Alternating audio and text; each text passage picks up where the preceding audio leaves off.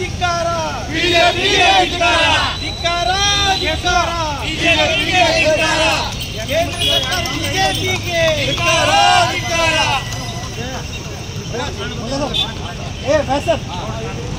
ಕೋಮುವಾದಿ ಬಿಜೆಪಿ ಸರ್ಕಾರಕ್ಕೆ ಕೋಮುವಾದಿ ಬಿಜೆಪಿ ಸರ್ಕಾರಕ್ಕೆ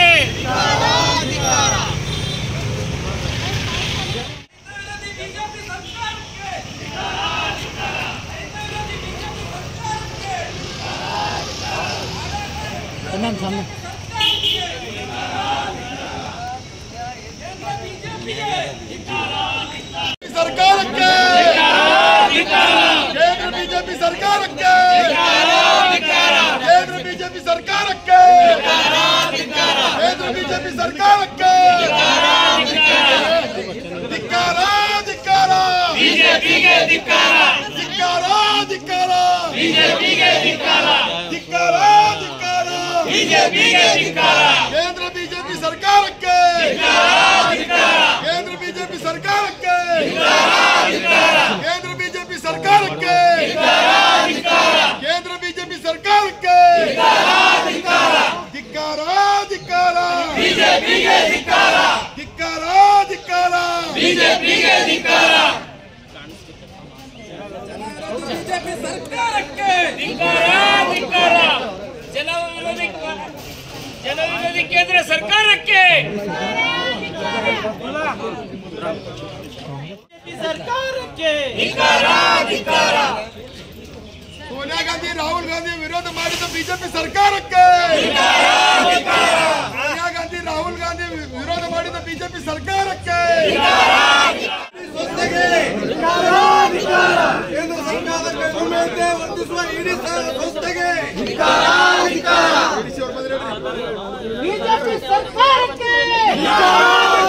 ಜಿಲ್ಲಾ ಕಾಂಗ್ರೆಸ್ ಸಮಿತಿಯ ವತಿಯಿಂದ ಕೇಂದ್ರ ಸರ್ಕಾರದ ಪ್ರಮುಖವಾಗಿ ಎರಡು ವಿಷಯಗಳನ್ನು ಇಟ್ಕೊಂಡು ಕೇಂದ್ರ ಸರ್ಕಾರದ ವಿರುದ್ಧ ಇವತ್ತು ನಾವೆಲ್ಲ ಪ್ರತಿಭಟನೆಯನ್ನು ಮಾಡ್ತಕ್ಕಂಥ ಕೆಲಸವನ್ನು ಮಾಡ್ತಾ ಇದ್ದೇವೆ. ಮುಖ್ಯವಾಗಿ ನ್ಯಾಷನಲ್ ಹೆರಾಲ್ಡ್ ಪತ್ರಿಕೆಯ ಆಸ್ತಿಯ ವಿಷಯವನ್ನು ಮುಂದಿಟ್ಕೊಂಡು ನಮ್ಮ ರಾಷ್ಟ್ರೀಯ ನಾಯಕರುಗಳ ಮೇಲೆ ಇಡಿ ಮುಖಾಂತರ ಕೇಸ್ಗಳನ್ನು ದಾಖಲೆ ಮಾಡಿ ನಮ್ಮ ಪಕ್ಷದ ನಾಯಕರಿಗೆ ಕಪ್ಪು ಚುಕ್ಕಿಯನ್ನಿಡ್ತಕ್ಕಂಥ ಕೆಲಸ ಇವತ್ತು ಕೇಂದ್ರ ಸರ್ಕಾರ ಇಡಿ ಮುಖಾಂತರ ಮಾಡ್ತಾ ಇದೆ.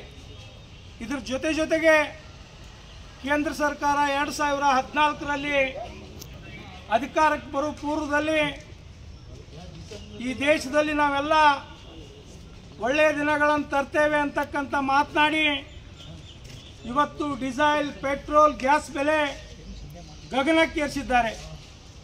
ಈ ಬೆಲೆ ಏರಿಕೆ ವಿರುದ್ಧವೂ ನಮ್ಮದು ಇವತ್ತು ಹೋರಾಟ ಇದೆ. ಈ ಎರಡು ಪ್ರಮುಖ ವಿಷಯಗಳನ್ನು ವಿರೋಧಿಸಿ ಕಾಂಗ್ರೆಸ್ ಜಿಲ್ಲಾ ಸಮಿತಿ ವತಿಯಿಂದ ರಾಷ್ಟ್ರಪತಿಗಳಿಗೆ ಮಾನ್ಯ ವಿಜಯಪುರ ಜಿಲ್ಲಾಧಿಕಾರಿಗಳ ಮುಖಾಂತರ ಮನವಿ ಕೊಡ್ತಕ್ಕಂಥ ಈ ಸಂದರ್ಭದಲ್ಲಿ ಜಿಲ್ಲೆಯೆಲ್ಲ ನಮ್ಮ ಪಕ್ಷದ ಹಿರಿಯ ಧುರೀಣರಿದ್ದೇವೆ. ಇವತ್ತು ಬಡವರಿಗೆ ಮನಮೋಹನ್ ಸಿಂಗ್ ಅವರು ಸರ್ಕಾರ ಇದ್ದಾಗ 40 ರೂಪಾಯಿ ಲೀಟರ್ ಡೀಸೆಲು, 60 ರೂಪಾಯಿ ಲೀಟರ್ ಪೆಟ್ರೋಲು ಇದ್ದಂಥ ಕಾಲ ಇತ್ತು. ಇವತ್ತು ಡೀಸೆಲ್ 90 ರೂಪಾಯಿ, ಪೆಟ್ರೋಲ್ 100 ರೂಪಾಯಿ ಆಗಿದೆ. 400 ರೂಪಾಯಿಗೆ ಒಂದು ಗ್ಯಾಸ್ ಕೊಡ್ತಕ್ಕಂಥ ಪರಿಸ್ಥಿತಿ ಇತ್ತು.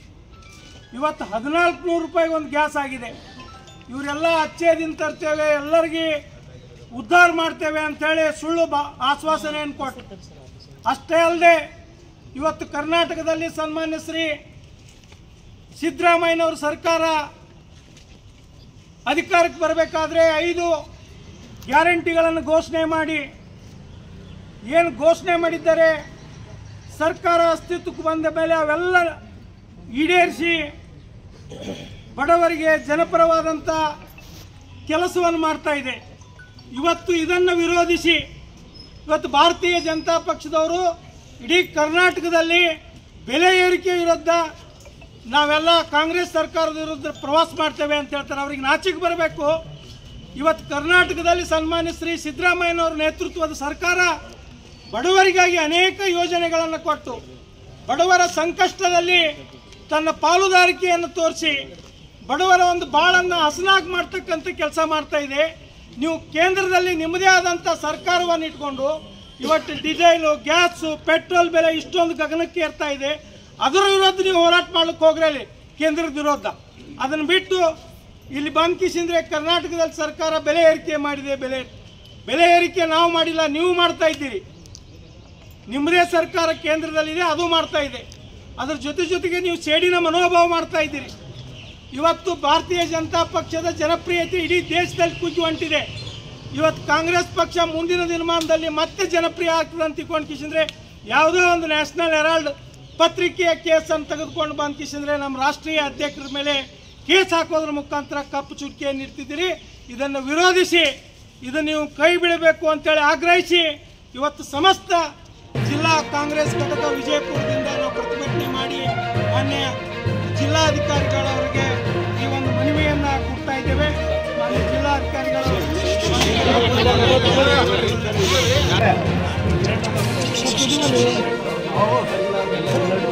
ಸರ್ ಇಲ್ಲೇ ಮುಂದೆ ಹಿಂಬರಿ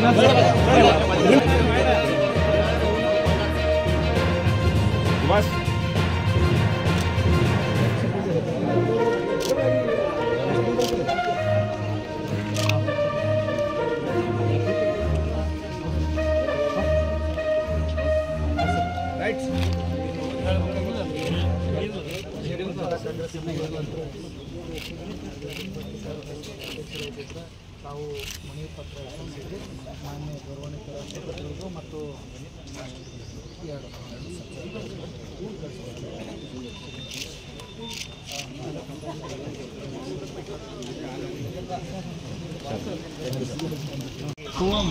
ಇವತ್ತು ವಿಜಯಪುರ ಜಿಲ್ಲಾ ಕಾಂಗ್ರೆಸ್ ಸಮಿತಿಯ ವತಿಯಿಂದ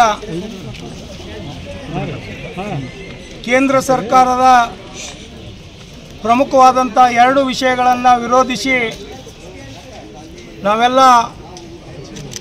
ಸಂವಿಧಾನ ಶಿಲ್ಪಿ ಡಾಕ್ಟರ್ ಬಾಬಾ ಸಾಹೇಬ್ ಅಂಬೇಡ್ಕರ್ ಅವರ ಮೂರ್ತಿಯಿಂದ ಪಾದಯಾತ್ರೆ ಮುಖಾಂತರ ಜಿಲ್ಲಾಧಿಕಾರಿಗಳ ಕಚೇರಿಗೆ ಆಗಮಿಸಿ ಮನವಿಯನ್ನು ಕೊಡ್ತಾ ಇದ್ದೇವೆ. ಮುಖ್ಯವಾಗಿ 2 ವಿಷಯಗಳಂದರೆ, ಒಂದು ರಾಷ್ಟ್ರೀಯ ನ್ಯಾಷನಲ್ ಹೆರಾಲ್ಡ್ ಪತ್ರಿಕೆಯ ಆಸ್ತಿ ಈ ದೇಶದಲ್ಲಿ ಭಾಳಷ್ಟಿದೆ. ಅದನ್ನು ನಮ್ಮ ರಾಷ್ಟ್ರೀಯ ನಾಯಕರಾದಂಥ ಸೋನಿಯಾ ಗಾಂಧಿಯವ್ರ ಮೇಲೆ, ರಾಹುಲ್ ಗಾಂಧಿಯವ್ರ ಮೇಲೆ ಇಡಿ ಅವರು ಕೇಸ್ ಹಾಕಿ ಅವರನ್ನು ಹೆದರಿಸಬೇಕು ಅಂತಕ್ಕಂಥ ಮನೋಭಾವದಿಂದ ಮತ್ತು ಕಾಂಗ್ರೆಸ್ ಪಕ್ಷದ ಮೇಲೆ ರಾಷ್ಟ್ರದಲ್ಲಿ ಕಪ್ಪು ಚುಕ್ಕಿಯನ್ನು ಇಡುವುದರ ಮುಖಾಂತರ ಜನರ ಮನಸ್ಸಿನಿಂದ ದೂರ ಮಾಡತಕ್ಕಂಥ ದುಸ್ಸಾಹಸದಿಂದ ಅವರು ಈ ಒಂದು ಆರೋಪವನ್ನು ಮಾಡಿದ್ದಾರೆ. ಇವತ್ತು ಈ ರಾಷ್ಟ್ರದಲ್ಲಿ ಬಹಳಷ್ಟು ದಿನ ಕೇಂದ್ರದಲ್ಲಿ ಸರ್ಕಾರ ಮಾಡಿದಂಥ ಕಾಂಗ್ರೆಸ್ ಪಕ್ಷವಾಗಲಿ ಅಥವಾ ಆ ಪಕ್ಷದ ನಾಯಕತ್ವವನ್ನು ವಹಿಸಿಕೊಂಡು ಬಂದಂಥ ಗಾಂಧಿ ಕುಟುಂಬವಾಗಲಿ ಯಾವುದೇ ಕಪ್ಪು ಚುಕ್ಕಿಯನ್ನು ಇಟ್ಕೊಳ್ಳದೆ ಈ ದೇಶದ ಜನರಿಗೆ ಒಳ್ಳೆಯ ಒಂದು ಕೆಲಸವನ್ನು ಮಾಡ್ತಾ ಬಂದಿದೆ. ಇವತ್ತು ಒಂದು ಉದಾಹರಣೆಯನ್ನು ನಾನು ಕೂಡ ಬಯಸ್ತಿದ್ದೀನಿ. ಡಾಕ್ಟರ್ ಮನಮೋಹನ್ ಸಿಂಗ್ರವರು 2004ರಲ್ಲಿ ಪ್ರಧಾನಮಂತ್ರಿಗಳಾಗ್ತಕ್ಕಂಥ ಸಂದರ್ಭದಲ್ಲಿ ಈ ದೇಶದ ಎಲ್ಲ ಜನರು ತಿಳ್ಕೊಂಡಿದ್ರು ಕಾಂಗ್ರೆಸ್ ಪಕ್ಷ ಅಧಿಕಾರಕ್ಕೆ ಬಂದು ಸೋನಿಯಾ ಗಾಂಧಿಯವರು ಪ್ರಧಾನಮಂತ್ರಿಗಳಾಗ್ತಾರೆ ಅಂಥೇಳಿ. ಅವತ್ತು ಸೋನಿಯಾ ಗಾಂಧಿಯವರು ಪ್ರಧಾನಮಂತ್ರಿ ಅಂತ ಸ್ಥಾನವನ್ನೇ ತ್ಯಾಗ ಮಾಡಿ ಈ ದೇಶದ ಒಬ್ಬ ಆರ್ಥಿಕ ತಜ್ಞ ಡಾಕ್ಟರ್ ಮನಮೋಹನ್ ಸಿಂಗ್ ಅವರಿಗೆ ಮಾಡಿಕೊಟ್ರು. ಇಂಥ ಒಂದು ತ್ಯಾಗ ಸ್ವರೂಪದ ಆ ಕುಟುಂಬ ಇಂಥ ಆಸ್ತಿಗಳಲ್ಲಿ ತಮ್ಮ ಕೈವಾಡಿದೆ ಅಥವಾ ಅದನ್ನು ಸಂಪಾದನೆ ಮಾಡ್ತಕ್ಕಂಥಲ್ಲಿ ಭ್ರಷ್ಟಾಚಾರ ಮಾಡಿದ್ದಾರೆ ಅಂತೇಳಿ ಏನು ಇಡಿ ಆರೋಪ ಮಾಡ್ತಾ ಇದೆ, ಇದು ಶುದ್ಧ ಸುಳ್ಳು. ಈ ಇಡಿ ಇಲಾಖೆ ಹಿಂದ್ಗಡೆ ಕೇಂದ್ರ ಗೃಹ ಸಚಿವರು, ಪ್ರಧಾನಮಂತ್ರಿಗಳು ಕೈವಾಡ ಇದೆ. ಅವ್ರು ಕುಂತು ಇಡಿ ಅವರಿಗೆ ಕಾಂಗ್ರೆಸ್ ನಾಯಕರ ಮೇಲೆ, ಕಾಂಗ್ರೆಸ್ ಪಕ್ಷದ ಮೇಲೆ ಕಪ್ಪು ಚುಕ್ಕಿಯನ್ನು ಇಡ್ತಕ್ಕಂಥ ಕೆಲಸವನ್ನು ಮಾಡ್ತಾ ಇದ್ದಾರೆ. ಇದು ಖಂಡನೀಯ. ಅದನ್ನು ನಾವು ಇವತ್ತು ವಿರೋಧಿಸ್ತಾ ಇದ್ದೇವೆ. ಎರಡನೇದಾಗಿ, ನಿನ್ನೆ ವಿಜಯಪುರಕ್ಕೆ ಕರ್ನಾಟಕ ಪ್ರದೇಶ ಭಾರತೀಯ ಜನತಾ ಪಕ್ಷದ ಅಧ್ಯಕ್ಷರು ಬಂದು ಬೆಲೆ ಏರಿಕೆಯನ್ನು ಕುರಿತುಕಿಸಿದ್ರೆ ಮಾತನಾಡಿ ಹೋಗಿದ್ದಾರೆ. ನಮಗೆಲ್ಲ ನೋಡಿದ್ರೆ ಅವರಿಗೆ ನಾಚಿಕೆ ಬರಬೇಕು. ಇವತ್ತು ಕೇಂದ್ರದಲ್ಲಿರ್ತಕ್ಕಂಥ ಸರ್ಕಾರ ಜನಸಾಮಾನ್ಯರಿಗೆ ಶ್ರೀಯುತ ಮನಮೋಹನ್ ಸಿಂಗ್ ಅವರು 2004ರಿಂದ 2014ರವರೆಗೆ ಈ ದೇಶದಲ್ಲಿ diesel rate, petrol rate, gas rate ಎಷ್ಟೊಂದು ಕಡಿಮೆ ಇತ್ತು. ತದನಂತರ ಈ 10 ವರ್ಷದಲ್ಲಿ ಈ ಎಲ್ಲ ರೇಟ್ಗಳು ಗಗನಕ್ಕೇರಿದು. ಅವರಿಗೆ ಅದು ಗೊತ್ತಿದ್ರು ಕರ್ನಾಟಕದಲ್ಲಿ ಸನ್ಮಾನ್ಯ ಶ್ರೀ ಸಿದ್ದರಾಮಯ್ಯನವರ ನೇತೃತ್ವ 5 ಗ್ಯಾರಂಟಿಗಳನ್ನು ನೀಡಿ ಜನಸಾಮಾನ್ಯರ ಮನಸ್ಸಿನಲ್ಲಿ ಅಚ್ಚಳಿಯದೆ ಕೂತ್ಕೊಳ್ತಾ ಇದೆ. ಇದಕ್ಕೇನಾದರೂ ಒಂದು ಕಪ್ಪು ಚುಕ್ಕಿಯನ್ನಿಟ್ಟು ಆ ಸರ್ಕಾರದ ಹೆಸರು ಕೆಡಿಸಬೇಕು ಅಂತೇಳಿ ಇವತ್ತು ಅಪಪ್ರಚಾರ ಮಾಡ್ಕೋತ ಹೊಂಟಿದ್ದಾರೆ. ನಾನು ಹೇಳ್ತಾ ಇದ್ದೀನಿ, ಭಾರತೀಯ ಜನತಾ ಪಕ್ಷದವರಿಗೆ ನಿಮ್ಮದೇ ಆದಂಥ ಕೇಂದ್ರ ಸರ್ಕಾರದ ವಿರುದ್ಧ ಹೋಗಿ ನೀವು ಹೋರಾಟ ಮಾಡಿರಿ. ಈ ದೇಶದೊಳಗೆ ಡೀಸೆಲ್, ಪೆಟ್ರೋಲ್, ಗ್ಯಾಸ್ ಬೆಲೆ ಕಡಿಮೆ ಮಾಡಿರಿ, ಜನಸಾಮಾನ್ಯರಿಗೆ ತೊಂದರೆ ಆಗ್ತದೆ ಅಂತೇಳಿ. ಅದನ್ನು ಬಿಟ್ಟು ಕಿಸಿಂದ್ರೆ, ನೀವು ಬಂದು ಕಿಸಿಂದ್ರೆ ಈ ಒಂದು ಜನಪ್ರಿಯ ಸಿದ್ದರಾಮಯ್ಯನವ್ರ ಸರ್ಕಾರದ ವಿರುದ್ಧ ಹೋರಾಟ ಏನು ಮಾಡ್ತೀರಿ, ಇದು ಸಹ ಖಂಡನೀಯ ಅಂತೇಳಿ ಕಿಸಿಂದ್ರೆ ಇವತ್ತು ಕಾಂಗ್ರೆಸ್ ಜಿಲ್ಲಾ ಎಲ್ಲ ಘಟಕದ ಪದಾಧಿಕಾರಿಗಳು, ಅಧ್ಯಕ್ಷರು, ಕಾರ್ಯಕರ್ತರು, ಹಿರಿಯರು ಕೂಡಿಕೊಂಡು ನಾವು ಜಿಲ್ಲಾಧಿಕಾರಿಗಳ ಮುಖಾಂತರ ರಾಷ್ಟ್ರಪತಿಗಳಿಗೆ ಈ ಖಂಡನೀಯ ಪತ್ರವನ್ನು ಕೊಡ್ತಾ ಇದ್ದೇವೆ. ಧನ್ಯವಾದಗಳು. ನಾನು ಮಲ್ಲಿಕಾರ್ಜುನ್ ಲೋಣಿ, ಅಧ್ಯಕ್ಷರು, ಜಿಲ್ಲಾ ಕಾಂಗ್ರೆಸ್ ಸಮಿತಿ, ವಿಜಯಪುರ.